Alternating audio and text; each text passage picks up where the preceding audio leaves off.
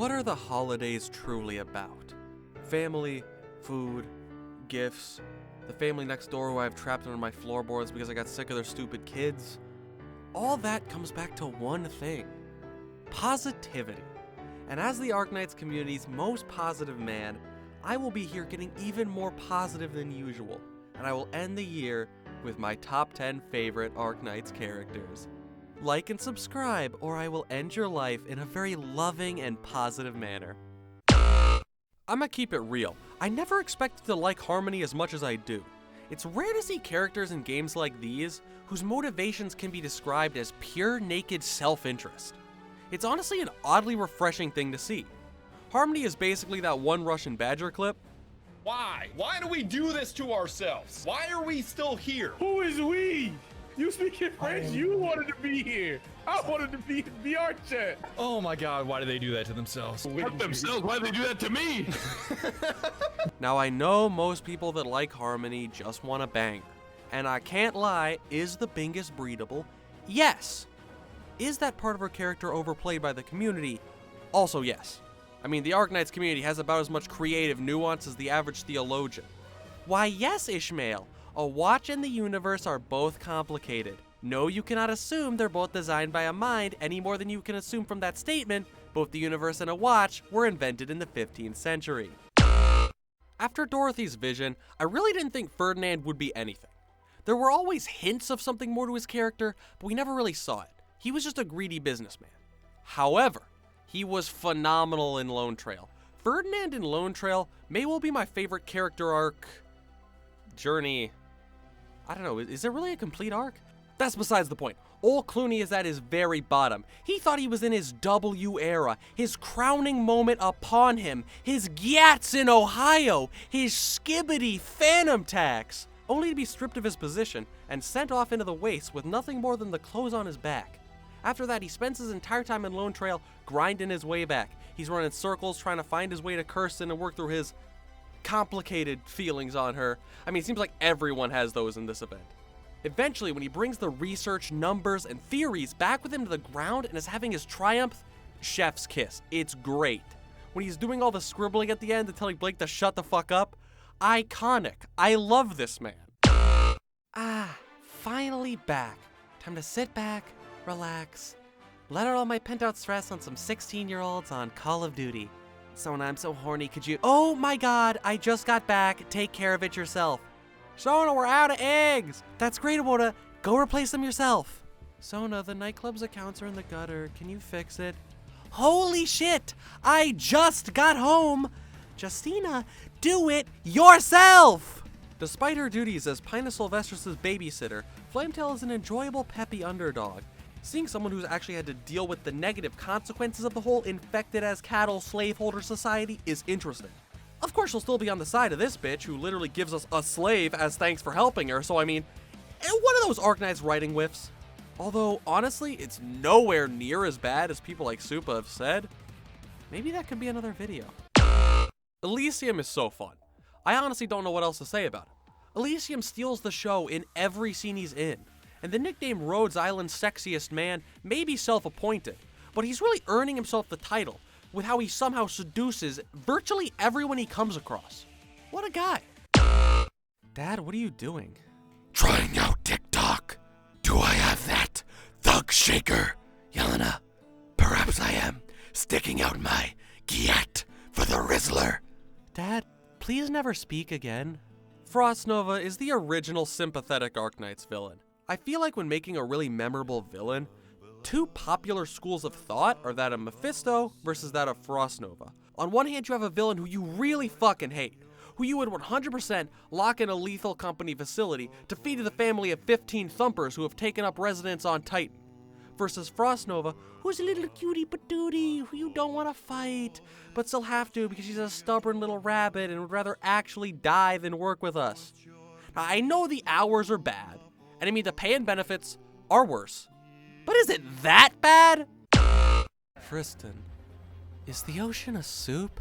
Well, it's full of microplastics, so I hope you're hungry. Space Bud looking damn fine.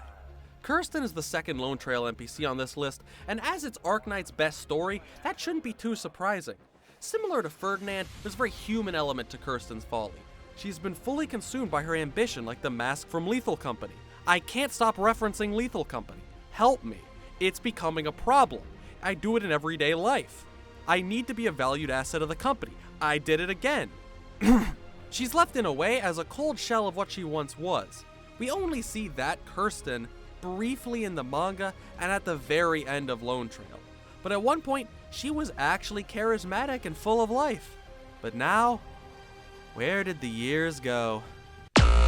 This rat has a shield that never goes away without 200 damage. When you break it, it stuns. A 200% damage skill that extends her range. Over 200 defense. The game's on his swimsuit and recovers skill points when hitting the shield that stuns.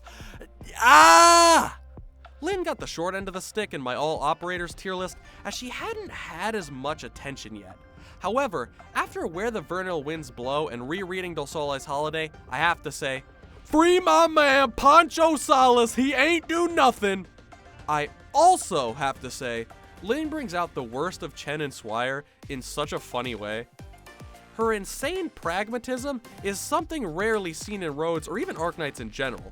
Her actions aren't rooted in something believed to be good or bad, but more amoral, unique, and something we can work with. After all, Lynn isn't looking for unnecessary violence, she just finds more reasons for it than most. Also, her voice is amazing. Give me a reason to let you go. Don't have one? What a pity. Clean. Decent. No one will ever find their remains. So is her ass. Mumu is a little shit, and it's great. I have loved every Mumu appearance, although she was slipping a little in Dorothy's vision, where the stress had her not getting as silly as usual. The way the girl failure always gets her comeuppance as well, from the bar being cleaned out and put on her tab, to Saria straight up leaving her behind in the manga, almost getting William Afton by some power armor, to her grand failure by the end of Lone Trail, you can't help but feel a little bad. However, she keeps her grind on despite being so insanely lonely that she wrote her whole theme song about it. She also has some of my favorite voice lines in the game, from being the ultimate white woman, Sunlight's a little spicy. Just let me take 5. to calling you out for your dry-ass lips. Are your lips kind of dry there? Yeah, they look a little chapped. You need more water on the regular. She's fun, she's cute, wood, and moving on.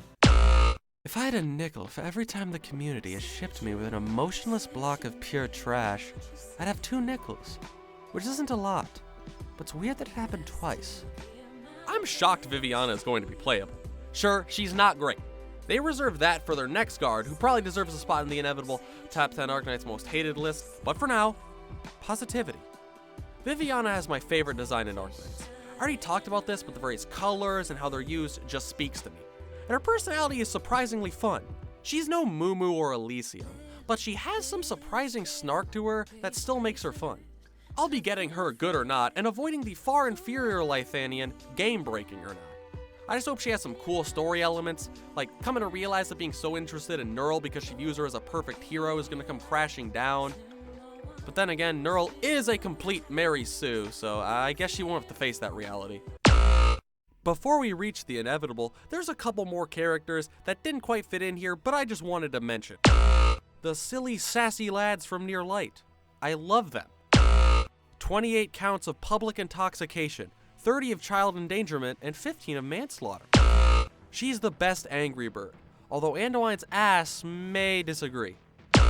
Socially stunted engineering Snake is great, and without playable Anam, is Sargon's best operator. Stupid fucking god dragon who makes stupid fucking movies. The OG Tubby Boy, easily the best character in Il Siracusano. The most incompetent assassin of all time. Isekai Tupac Penguin is peak fiction. You probably hate me now. You probably think Pinch Out was the worst game mode ever. Dorothy, chin up. I'm not mad. You're not? No, I'm so proud of you. Manfred, Tallulah, Patriot, none of them could put this many of my ops in the ER. You're so smart and strong. I know we've been neglecting you a bit here at Rhodes. How about a new lab and a nice dinner at a Syracusan place tonight? Doctor, what the fuck? This right here is my favorite thing ever. In the history of forever. I think about this every day. I think about this all night long. I stay awake, not sleeping, because I'm thinking about this. I've made it clear I really like Dorothy plenty. After reading Near Light, being so frustrated by Neural's Mary Sue life where everything always comes up Neural, and where everything she does is automatically good. It's so bland and stale. Dorothy, on the other hand, is one of the most morally white good people we have. However, she actually has flaws. She's stubborn and idealistic, which leads to her, with only the best intentions, kind of being a monster in Dorothy's vision, where she does the whole VR purgatory for all thing while making transmitter, which is perhaps the most impressive individual invention we have in all of Arknights, and was key to controlling Kirsten's old spaceship. All this to say, Dorothy is my favorite moral situation of any character in Arknights, where she is arguably trying to do more good than anyone else, but her means have the potential to turn her into a complete monster by the end, which is super interesting. She's also the sweetest little thing and did absolutely nothing wrong. Praise the glorious roingus and bask in her grand and holy light. Transmitter is the future of Terra. Dorothy is the future of Terra. And I love everything about her and the greater roingus community.